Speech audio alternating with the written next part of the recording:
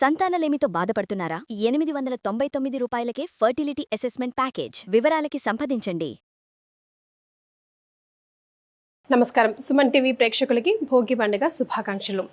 భోగి పండుగ విశిష్టత గురించి, ప్రాముఖ్యత గురించి, ఈ రోజు మనం చేయవలసిన పనుల గురించి, ఆచరించాల్సిన విధి విధానాల గురించి మనకు తెలియజేయడానికి ప్రముఖ ఆస్ట్రాలజర్ బ్రహ్మశ్రీ నందిబట్ల శ్రీహరి శర్మ గురుగారు ఉన్నారు. నమస్తే గురుగారు. వాగర్థ వివ సంపృక్తౌ వాగర్థ ప్రతిపత్తయే జగతః పితరౌ వందే పార్వతీ పరమేశ్వరౌ. ఆదిత్యాయ చ సోమాయ మంగళాయ బుధాయ చ గురుశుక్రశనిభ్యశ్చ రాహవే కేతవే నమః. శృంగేరి జగద్గురు పీఠాధిపతులకి, కంచి పీఠాధిపతులకి నమస్కారములు తెలియజేసుకుంటూ కార్యక్రమాన్ని ప్రారంభిద్దాం. గురుగారు, భోగి పండుగ శుభాకాంక్షలు అండి. మీకు, మీ యొక్క సుమన్ టీవీకి, యాజమాన్యానికి, పనిచేసేటువంటి సిబ్బందికి, వీక్షించే మన ప్రేక్షకులకి భోగి పండుగ శుభాకాంక్షలు. మరి ఈ భోగి పండుగ గురించి, అంటే ఈ రోజు మనం చేయాల్సిన పనులు, చేయకూడని పనులు, విధి విధానం గురించి ఒకసారి మా అందరికీ గుర్తు చేస్తారా గురుగారు? తప్పకుండానమ్మా. భోగ భాగ్యాలని అందించేటువంటి పండుగ కాబట్టి భోగి. అంటే ఈ భోగి అనేటువంటిది ప్రతి పండుగకి ముందు ఉన్నటువంటి రోజుని భోగి అనేటువంటి పదం వాడడం ఆచారం. కానీ బహుళ వ్యాప్తమైంది మాత్రం సంక్రాంతికి ముందు వచ్చే రోజు మాత్రమే భోగిగా మనం. హోలీ పండుగకి కూడా అలాగే చేసుకుంటాం. హోలీ పండుగ ముందు రోజు కూడా భోగి. ఇట్లా ప్రతి పండుగకి పూర్వదినము భోగి అని ఉంటుంది, పరదినము అది విధంగా చేసుకుంటాం. అయితే ప్రధానంగా మనది వ్యవసాయకమైనటువంటి సాంప్రదాయమైనటువంటి దేశం కాబట్టి రైతులందరికీ కూడా పంట చేతికి వచ్చి ధనరాశులు నిండా ఉండి సంతోషముతో ఉండేటువంటి రోజు కాబట్టి భోగి అయింది. అంటే భోగభాగ్యాలు అనుభవించడానికి అనుకూలంగా ఉండేటువంటిది. అంతేకాకుండా మనకు ప్రధానంగా ఈ భోగి పండుగకి మహా విశిష్టత ఉందమ్మా. ఒకటా రెండా చెప్పుకుంటూ పోతే చాలా వస్తాయి. అయితే మనకు ప్రధానంగా ఉత్తరాయణం, దక్షిణాయనం అని ఉంది. దక్షిణాయనంలో చివరి రోజు, భోగి తర్వాత రోజు వచ్చేది సూర్యుడు మకర రాశిలోకి ప్రవేశం చేస్తాడు కాబట్టి మకర సంక్రాంతి అవుతుంది. కాబట్టి ఇక్కడ ఈ భోగి అనేటువంటిది ప్రధానంగా చాలా విశిష్టత ఉందమ్మా. అంటే అనేక రకాలైనటువంటి చారిత్రకమైనటువంటి సంఘటనలు జరిగినటువంటి రోజు. అయితే ఈ భోగి పండుగ రోజుననే గోదాదేవి రంగనాథుడిలో ఐక్యమైనదిగా మనకు చెప్తున్నారు. అంటే గోదాదేవి విష్ణు చిత్తుడు అనేటువంటి యొక్క విష్ణు భక్తుడికి తులసివనంలో జన్మించింది. తులసివనంలో అతనికి కనబడింది. ఆ అమ్మాయిని పెంచుకుంటూ పెద్ద చేశాడు. ఒక మంచి వ్యక్తికి ఇచ్చి వివాహం చేసుకుంటానంటే నేను కేవలం విష్ణువుని మాత్రమే వివాహం చేసుకుంటానని పట్టుబట్టడంతో ఆ విధంగా ధనుర్మాస ప్రారంభమైనటువంటి రోజు నుంచి మొదలుకొని రోజుకొక పద్యము చొప్పున ఆ స్వామిని కీర్తిస్తూ పొంగలి మాత్రమే నైవేద్యముగా తింటూ ఆ విధంగా వ్రతం ఆచరించేసరికి ఇక 30వ రోజు అవుతుందనంగా ముందు రోజు ఆమెకి కనబడి నేను వివాహం చేసుకుంటాను, నా యొక్క ప్రదేశానికి రా దేవి అని చెప్పి పిలవడం, అది తండ్రికి చెప్పడం, కోలాహలంగా చక్కగా శ్రీరంగనాథుని క్షేత్రానికి చేరుకోవడం, ఆ స్వామికి ఇచ్చి వివాహం జరిపించడం, తర్వాత ఆమె చక్కగా ఆ గర్భాలయానికి చేరుకొని స్వామివారి పాదాల చెంత ఐక్యమవ్వడం ఈ భోగి రోజునే జరిగింది. కాబట్టే ఈ రోజున గోదాదేవి కళ్యాణం అనేటువంటిది మనం ఆచరిస్తాం. అయితే ప్రధానంగా మనకు రెండు చారిత్రకమైనటువంటి ఘట్టములు ఉన్నాయి. ఈ భోగి పండుగ రోజున ద్వాపర యుగంలో ఇంద్రుడే అధిపతిగా ఉండేవాడు కాబట్టి ఇంద్రుని యొక్క అనుగ్రహంతోనే అందరికీ కూడాను చక్కగా పాడి పంటలన్నీ చక్కగా ఉండేటివి. అయితే ఈ యొక్క కృష్ణ భగవానుడికి సంబంధించిన యాదవులందరూ ఉన్నారు కదమ్మా, వాళ్ళందరూ కూడా ఇంద్రుని పూజిద్దామనంటే ఇంద్రుని పూజించేటువంటి అర్హత రైతులకి మాత్రమే. మనము గోవులను కాచుకునేటువంటి గోపాలను కాబట్టి మనం ఈ గోవర్ధనగిరి మనకి యొక్క గోవులకి కావలసినటువంటి ఆహార సామాగ్రి ఇస్తుంది కాబట్టి ఆ గోవర్ధనగిరిని పూజిద్దాం అనడం, ఇంద్రుడికి కోపం రావడం, అలాగే బాగా అధికమైనటువంటి తన దగ్గర ఉన్నటువంటి శక్తినంతా పెట్టి అధిక వర్షపాతాన్ని కలగజేయడం, కృష్ణ భగవాన్ల వారు చిటికన వేలతో గోవర్ధన పర్వతం ఎత్తడం, తర్వాత తన యొక్క యాదవులందరినీ గోవులందరినీ సంరక్షించడం, ఇంద్రునికి గర్వభంగం అవ్వడం ఈ రోజు జరిగింది. తరువాత ఇంకొక చారిత్రక కట్టడం ఏంటంటే వామనావతారము అనేటువంటిది ఎత్తిన తర్వాత ఆ యొక్క వామనావతారం ఎత్తినటువంటి హరిప్రభావం వలన, అనగా శ్రీ విష్ణు స్వరూపమే వామనావతారం కదమ్మా, బలిచక్రవర్తి అధఃపాతాళ లోకానికి వెళ్ళిపోయిన తరువాత ఈ రోజునే పాతాళానికి సంబంధించినటువంటి వెళ్ళిన రోజు. సంవత్సరానికి 3 రోజుల పాటు ఆయన అది మనకు దీపావళి సందర్భంగా వచ్చేటువంటిది. కానీ ఇక్కడ ఏంటనంటే పాతాళానికి పంపించిన రోజుగా చెప్పబడి ఉంది. అందుకని బలి చక్రవర్తిని వామనావతారాన్ని కూడా ఈ రోజు స్మరించుకోవాలని చెప్పి మనకు శాస్త్రం చెప్పబడి ఉంది. అంతేకాకుండా ఈ భోగి పండుగ రోజున ప్రధానంగా రవి ఎప్పుడైతే ధనుస్సు రాశిలోకి ప్రవేశం చేస్తాడో ఆ రోజు నుంచి మొదలుకొని భోగి పండుగ వచ్చేంత వరకు కూడా ఇంటి ముందు అనేక రంగవల్లులతో చక్కగా ముగ్గులు వేసి ప్రతిరోజు కూడాను ఉదయము సంధ్యావేళల్లో గొబ్బెమ్మలు పెట్టేవాళ్ళు కదమ్మా. ఈ గొబ్బెమ్మలు పెట్టిన తర్వాత ఇందులో ఆవు పేడతో చేసిన గొబ్బెమ్మలనే వాడేవారు. ఈ 30 రోజుల పాటు కూడా ఆవు పేడతో ఉన్నటువంటి చిలికినటువంటి గోమయం ఉంటుంది కదా, దాని అంతా కూడాను కలాపి చల్లేవాళ్ళు, ఇల్లంతా కూడాను గోమయంతో అలికేవారు. ఇది ఎందుకు వచ్చింది? దీంట్లో మన వాళ్ళు పెట్టినటువంటి వైజ్ఞానిక శాస్త్రం ఉంది. ఏంటనంటే ప్రధానంగా ఈ యొక్క శిశిర ఋతువు, హేమంత ఋతువు, ఈ ఋతువులలో క్రిమి కీటకాదులు బాగా ప్రబలుతాయి. ఇప్పుడు మనం చెప్పుకోదలిస్తే మనం వైరస్ అని చెప్తాం. ఇది పెరిగిన తరువాత దీన్ని నివారించేటువంటిది ఈ ఆవు పేడలో ఉన్నది. అందుకని మీకు గమనించుంటే ఒక 20 ఏళ్ల కిందట ఏ గ్రామంలో కూడా దోమల బెడద లేదు. ఇప్పుడు ఎవరు వాడట్లేరు, అంత చైనా పెండ వాడుతున్నారు. ఆవు పేడ బదులు అదే రంగు అదే కలరు, రుచి ఏదో అడ్వర్టైజ్మెంట్ వచ్చినట్టుగా రంగు రుచి ఉన్నట్టుగా ఉంది కానీ వాసన లేదు. అటువంటి చైనా పెండను వాడుతున్నారు. మన వాళ్ళు కూడా వాసన రాకుండా ఉండడమే గొప్ప అనుకొని కలర్ను వంట పట్టించుకొని చేస్తున్నారు. అసలు గోమయంతో చేయాలి ఇదంతా కూడా. అందువల్లనే క్రిమికీటకాదులు వచ్చేటువంటి వాడి కావు. ఈ చలికాలంలోనే ఎక్కువగా వైరస్ ప్రబలుతుంది కాబట్టి ఆ రోజుల నుంచే, వేల సంవత్సరాల నుంచే మన వాళ్ళు గోమయంతో ఇంటిని అలికేవాళ్ళు, పరిశుభ్రంగా వాకిలి కూడాను అలికేవాళ్ళు.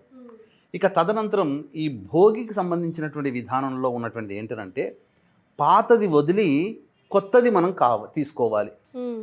దీంట్లో ఉన్నటువంటి అంతరార్థం ఏంటంటే పాతబడినటువంటి మన ఇప్పటి మనం ఏవైతే చెడు ఆలోచనలు, దుర్మార్గమైనటువంటి పనులు చేసామో వాటన్నిటికీ స్వస్తి కలిపి కొత్త జీవితాన్ని ప్రారంభించాలి అనే ఉద్దేశ్యం. కానీ మన వాళ్ళు తెలియక ఇంట్లో ఉన్న పాత వస్తువులన్నీ తీసుకొచ్చి భోగి మంటలుగా పెడుతుంటుంటారు. ఎంత తప్పు చేస్తున్నామనంటే దీనివల్ల కాలుష్యము బాగా పెరిగిపోయి సిటీలో కంటే కూడా ఇప్పుడు పల్లెటూళ్ళలో వాయు కాలుష్యం ఎక్కువగా అయింది. ఎందుకనంటే ఈ భోగి మంటల్లో వాడాల్సినటువంటివి ఏంటంటే పంచ సమిధలు అని అంటారు. అంటే మేడి, మర్రి, జువ్వి, మోదుగ, మామిడి, ఈ 5 రకాల వృక్షముల నుంచి వచ్చినటువంటి కాండములని, కట్టెలను తీసుకొని వచ్చి భోగి మంటలుగా పెట్టాలి. అందులో ఈ 30 రోజుల పాటు ఉన్నటువంటి గొబ్బెమ్మల్ని, ఆవు పేడతో చేసిన గొబ్బెమ్మల్ని తీసుకొచ్చి పెట్టాలి. ఆ గొబ్బెమ్మల్ని పొద్దునంతా పెట్టి సాయంత్రం కాగానే పిడికలుగా చేసేవాళ్ళు, లేకపోతే ఆ గొబ్బెమ్మల్ని అట్లాగే పెట్టేవాళ్ళు. ఈ విధంగా పెట్టి ఆ ఆవు పిడికల్ని ఆవు నెయ్యి వేసి వెలిగించేవాళ్ళు. తద్వారా ఒక 10 గ్రాముల యొక్క ఆవు నెయ్యి గనక ఈ చెప్పబడినటువంటి వృక్ష కాండములతో గనక జతచేరి అగ్నికి ఆహుతి అయితే 1 టన్ను ఆక్సిజన్ అనేటువంటిది ఉద్భవించేది. అది అందుకని ఆ పాతకాలపు రోజుల్లో ఊరికి ఒక చోట మధ్యలో, ఊరి మధ్యలో బొడ్రాయి దగ్గర ఈ భోగి మంటలు వేసేవాళ్ళు. తెల్లవారుజామునే వేసేవాళ్ళు. అందరూ మేల్కొనేవాళ్ళు. చక్కగా ఆ భోగి మంటల చుట్టూ పిల్ల పాపలందరూ కూడాను ప్రదక్షిణలు చేసేవాళ్ళు, డప్పులు కొట్టుకుంటూ పాటలు పాడుకుంటూ చేసేవాళ్ళు. ఇదంతా ఏంటంటే ఆ చుట్టుపక్కల అగ్ని ఉన్నటువంటి చుట్టుపక్కల ఉంటే ఆ వాయువులు పీల్చి ఈ గత కొన్ని రోజులుగా మన శరీరంలో ఏర్పడినటువంటి వైరస్లు ఏవైతే ఉంటాయో అవన్నీ కూడాను సంహరించబడేటివి. ఇన్హేలర్తో పని లేదమ్మా. ఆ మేడి, మర్రి, జువ్వి, మోదుగా, మామిడి ఈ కట్టెల పక్కన నిల్చొని అగ్నికి ఆహుతేసిన తర్వాత ఆ చుట్టుపక్కల ఉంటే ఇన్హేలర్తో సంబంధం లేదు. అటువంటిది మన వాళ్ళు ఏం చేస్తున్నారంటే పాత టైర్లు, రబ్బరు వస్తువులు, ఇంట్లో చెక్క ముక్కలు, ఏది పడితే అది, కూర్చునేవి, మంచాలు, అవన్నీ తీసుకొచ్చి కట్టేదంతా తీసుకొచ్చి పెట్టేస్తుంటారు. అసలు చెప్పాలంటే జ్ఞానము ఒక 5% జ్ఞానము పెద్దవాళ్ళు అందించింది తాళపత్ర గ్రంథాలు. పాత వస్తువులు పడాలంటే తాళపత్ర గ్రంథాల యొక్క విశిష్టత తెలియక మన వాళ్ళు ఎంతో విజ్ఞానాన్ని పంచే తాళపత్ర గ్రంథాలని కూడా మంటల్లో వేసేసి చాలా మటుకు జ్ఞానాన్ని నష్టపోయాం. ఇది జరిగినటువంటి సంఘటనలు. ఇకనైనా కానీ వీక్షించేటువంటి ప్రేక్షకులు భోగి మంటలు వేసేటప్పుడు ఈ యొక్క చెప్పబడినటువంటి 5 సమిధల్ని మనం ఉపయోగించుకోవాలి. దీనివల్ల ఏమవుతుంటే ఊరంతా కాలుష్యం నుంచి బయటపడుతుంది. కాలుష్య వాతావరణం నుంచి బయటపడి ఊరికంతటికీ కూడా సహజ సిద్ధమైనటువంటి ఆక్సిజన్ మనకు వస్తుంది.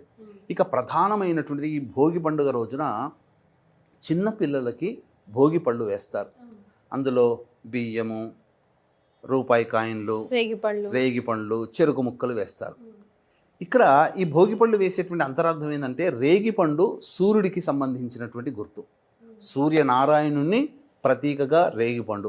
బదరిక ఆశ్రమం, అందుకే నారాయణుడు బదరిక ఆశ్రమంలోనే వెలుకొంది బద్రీనాథ్. కారణం ఏంటంటే బద్రీనాథ్ అంటే బదరిక ఆశ్రమం, అది ఒకప్పుడు బదరిక వనము. రేగిపళ్ళు చుట్టూ ఉండేటి, మధ్యలో నారాయణుడు వెలిశాడు, నారాయణునికి ప్రీతికరం. అందుకనే ప్రత్యక్ష నారాయణుడు సూర్యభగవాన్ కాబట్టి రేగిపండును చూస్తాం. రేగిపండుని దూరం నుంచి ఇలా చూసామంటే ఉదయిస్తున్నటువంటి సూర్యుడు ఎలా రంగులో ఉంటాడో పండిన రేగిపండు, పండబోతున్నటువంటి రేగిపండు ఆ కలర్లో ఉంటుంది. అంతేకాకుండా ధాన్యాన్ని, బియ్యము, ధాన్యం అనేటువంటిది మనకు భోగ భాగ్యానికి సంకేతం, బియ్యం అనేటువంటిది. తర్వాత అందులో కలిపేటువంటి రూపాయి కాయిన్లు లక్ష్మీ సంకేతం. రేగిపండ్లు, లక్ష్మీ పండ్లు, ఈ యొక్క బియ్యము, చెరుకుగడలు. చెరుకుగడ అంటే సంతోషం అమ్మ, ఇక్షుఖండము అని అంటారు, సంతోషాన్ని ఇస్తుంది. ఇవన్నీ కలిపి ఆ పిల్లకి అమ్మాయికి పుట్టినటువంటి 10 ఏళ్ల లోపల పిల్లలకి ఈ యొక్క సంబంధించినటువంటి భోగిపళ్ళు పోస్తారు. దీంట్లో అంతరార్థం ఏంటంటే ప్రధానంగా మనకు చిన్నప్పుడు పుట్టగానే మనం చూస్తే ఇక్కడ చిన్న ఒక లొంతలాగా కనబడుతుంది, గుంతలాగా ఉంటుంది. కానీ పెరుగుతున్న కొద్దీ ఇక్కడ ఈ బోన్ పెరిగిపోయి గట్టి పడిపోతుంది. కానీ బ్రహ్మరంధ్రం ఇక్కడే ఉంటుంది. కాబట్టి ఈ బ్రహ్మరంధ్రం మనకు కనబడకపోయినా ఆ భోగి పండ్లు అలా నెత్తి మీద పోయడం వల్ల బ్రహ్మరంధ్రం యాక్టివేట్ అయిపోయి పిల్లల్లో వచ్చేటువంటి సాధారణమైనటువంటి ఆటిజం లక్షణాలని దూరం చేసేది.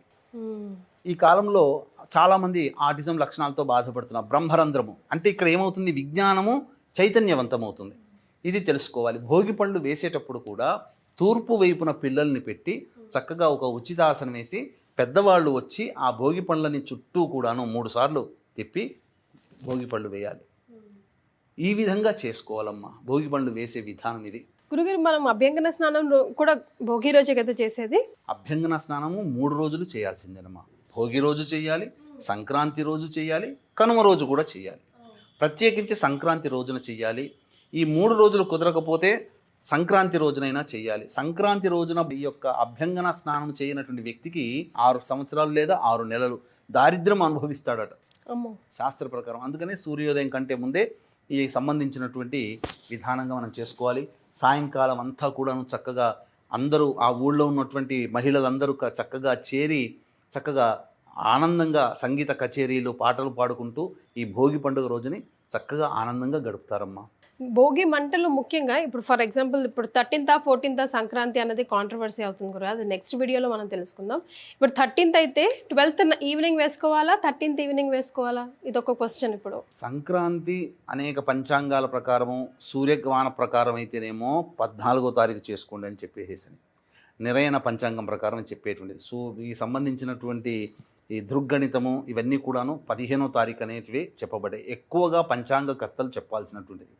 కాబట్టి అందరూ పంచాంగకర్తలు ఎక్కువ మంది ఏకీభవించిన రోజు 15వ తారీఖు సంక్రాంతి, 14వ తారీఖు రోజున భోగి. కాబట్టి భోగి ఆ రోజున చేసుకోవాలమ్మా. అలాగే సంక్రాంతి అంటేనే గుర్తుకొచ్చేటువంటిది ఈ సంబంధించినటువంటి పెద్దలకి సంబంధించినటువంటిది. కాబట్టి పెద్దలకి సంబంధించినటువంటి పితృతర్పణాలు ఇవన్నీ చేసుకోవచ్చు. లేదా అవకాశం ఉంటే మన పీఠమాధ్వర్యంలో 15వ తారీఖు రోజున పిండ ప్రదానము, పెద్దవాళ్ళకి తర్పణాది కార్యక్రమాలు అనేటువంటివి చేయించడం జరుగుతుంది. అవకాశం ఉన్న వాళ్ళు ఈ కార్యక్రమంలో గోత్రనామాలు నమోదు చేసుకోవచ్చు. చాలా సంతోషం గురుగారు, ధన్యవాదాలు. సర్వం శ్రీ ఉమామహేశ్వర పరబ్రహ్మార్పణమస్తు.